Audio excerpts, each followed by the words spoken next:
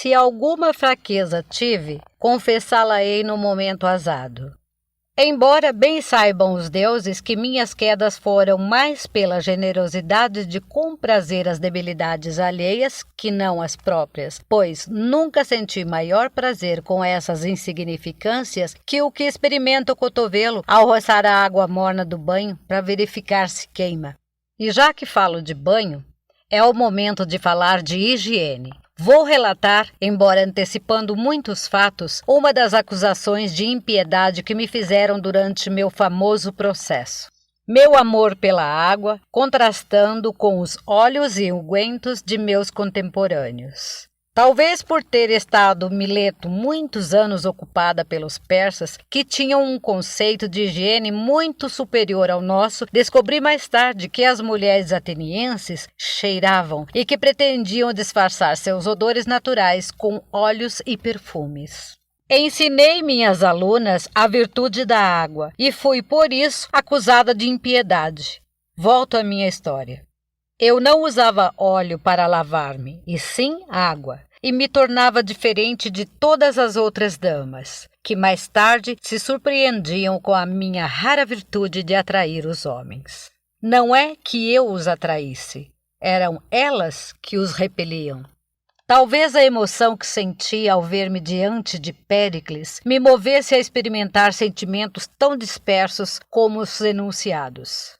E agora, recordando-os, acrescento a aqueles outros muito distantes. Em suma, meu domínio sobre mim mesma não era tanto que desse para sentir-me invisível ao fato de que, enquanto eu posava, contemplava meu herói, que já o era antes que eu nascesse, cujo nome era só o que eu ouvia desde que me conheço. Herói, não qualquer um, ou de qualquer lugar, mas de Atenas, o foco deslumbrante de minha juventude. Subitamente ele tossiu. Como se despertasse de um sonho, voltei-me para ele. Fingi não compreender o que fazia aquele homem em minha casa. Ele parecia um tanto bêbado depois de ter ficado 30 minutos ou mais desnudando-me com a imaginação, coisa que eu sabia, mas que ele ignorava que eu sabia. Fídias, disse, és o maior dos homens. Tinhas razão. Esta é Ateneia. Ateneia te saúda, ó grande Péricles, disse, inclinando-me. Atenas te saúda, ó grande senhora, replicou, pela honra que nos dais, doando tua rara beleza à deidade. Provavelmente foi o momento dos mais decisivos de minha vida, e os que vieram mais tarde não teriam existido sem este. Daí que minha incorrigível inclinação para a crítica me levasse a observar que o rosto de Péricles não condizia com o crânio. Se reparássemos só no primeiro, teríamos que reconhecer que os olhos eram grandes e rasgados, nariz reto, lábios finos, mandíbula ligeiramente avançada, assim como o lábio inferior proeminente, como se querer exprimir vontade de domínio. Mas o crânio, em forma de pera, não era o de um dominador.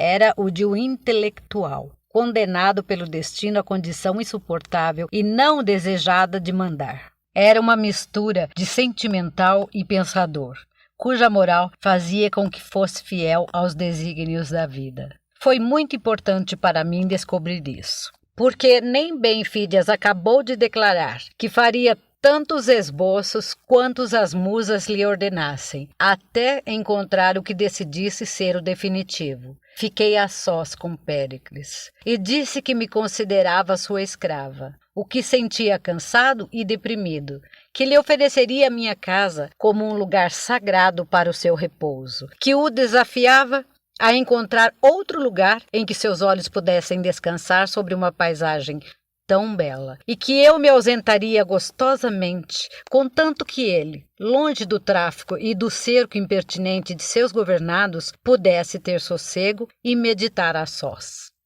Que me importa que ninguém hoje creia na sinceridade da minha oferta? Desejava para ele aquele relaxamento de que o vi necessitado, e lhe ofereci, embora isso importasse na anulação de minha pessoa. Ele, porém, não aceitou tal anulação. Queria-me constantemente ao seu lado. Péricles tinha uns 30 anos a mais que eu, e compreendi que aceitava minha casa e minha companhia como refúgio. Costumava chegar ao entardecer. Reclinava-se na cadeira em que me viu Fídias pela primeira vez e eu me sentava a seus pés, como fazia Núbia comigo, e tangia a cítara, enquanto ele, em silêncio, contemplava o pôr do sol. Certa tarde, lhe ofereci um cacho de uvas acabado de cortar de minhas videiras. Comeu-as com tanta avidez que lhes disse: não faça isso. Lembra-te do que aconteceu a Anacroente. O que lhe aconteceu? Acreditava-se imortal. Cumprido os 100 anos aproximadamente, estava forte e ágil como um rapaz. E teria, sem dúvida, cumprido os 150 se um dia, por engolir umas uvas de 5 em 5 com tanta avidez como tu, não tivesse engasgado e morrido asfixiado por causa da sua gula. De modo que, cuida-te. Estão deliciosas. E que cor! Parecem jade. Não é verdade que Zeuxis teria gostado de pintá-las? Por que Zeuxis? Mas que é isso, Péricles? Ignoras o fato que ocorre na tua própria cidade? Não conheces o pleito que o velho Parrásio teve com Zeuxis na Heracleia por causa de umas uvas?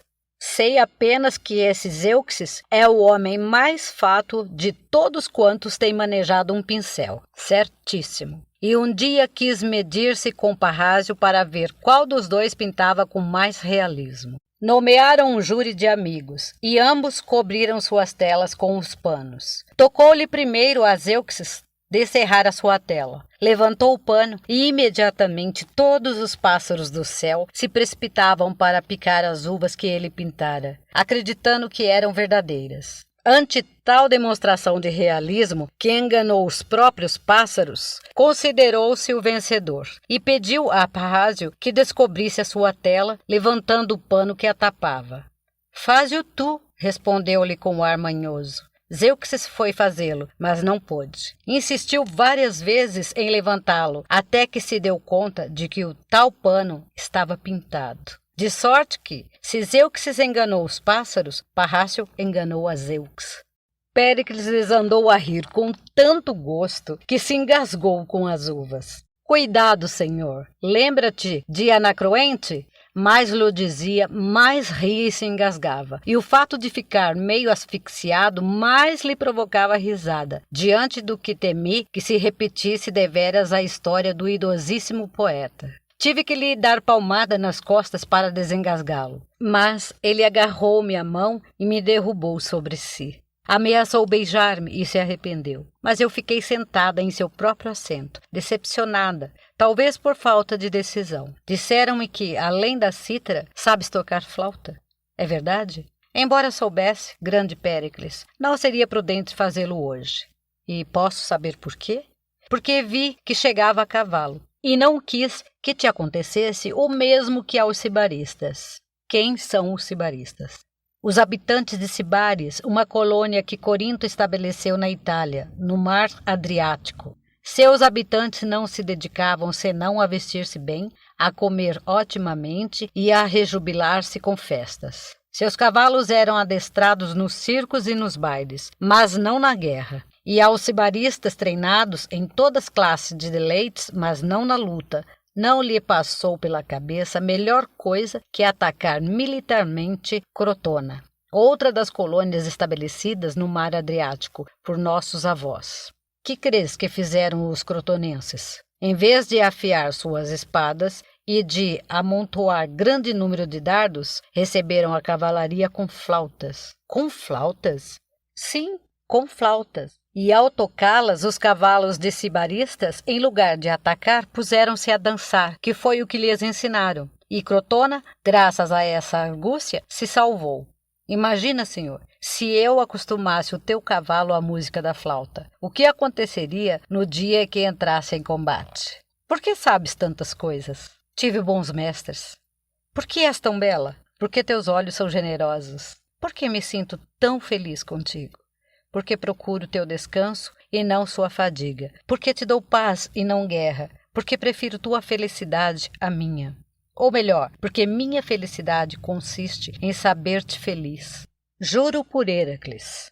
aquele por quem mais gostava de jurar o meu amigo Sócrates, que Péricles era um sentimental, o mais distante possível do político frio e sagaz, como lhe designava a fama. Não era pedra do Pantélico, como o acusavam, mas cera da Ática, como bem sei que muito amolecia e até se derretia com muita facilidade. Não uma, mas muitas vezes o vi chorar, e às vezes por pequenos motivos. Nunca por dor, que nisso era forte, mas por excessivas, sensíveis e emotivas circunstâncias. Escutar-me um verso de Safo, ver dessangrar o sol no horizonte, ouvir-me um dito afortunado ou carregar pela primeira vez entre as mãos o nosso filho. Péricles gostava de zombar dos seus melhores amigos. Quando me via esculpida em marfim e ouro e de quase 5 metros de altura, ameacei cair no choro. Péricles me consolou, contando-me que, quando Fídias esculpiu um Zeus sentado para o templo de Olímpia, e os cidadãos observavam que, apesar da sua posição sedestre, tinha 20 metros de altura. Então exclamaram: Oxalá não lhe ocorra ao pôr-se de pé, porque, do contrário, adeus teto. Contei-lhe minha história com Miron, o autor de O Discóbulo, quando me mostrou uma prodigiosa vitela de bronze que acabara de fundir. O que não lhe pude contar é que fui penosamente plagiada 20 séculos depois.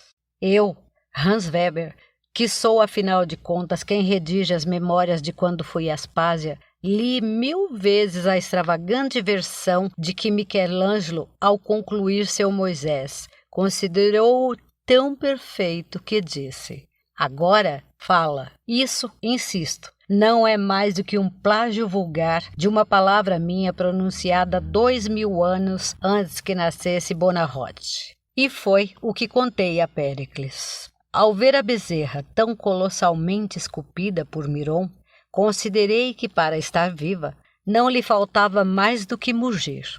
E, aproximando-me dela, sussurrei-lhe ao ouvido: Muge. Fato que foi celebradíssimo, e Miron não se cansou de proclamar que era o maior elogio que jamais havia feito de uma obra sua.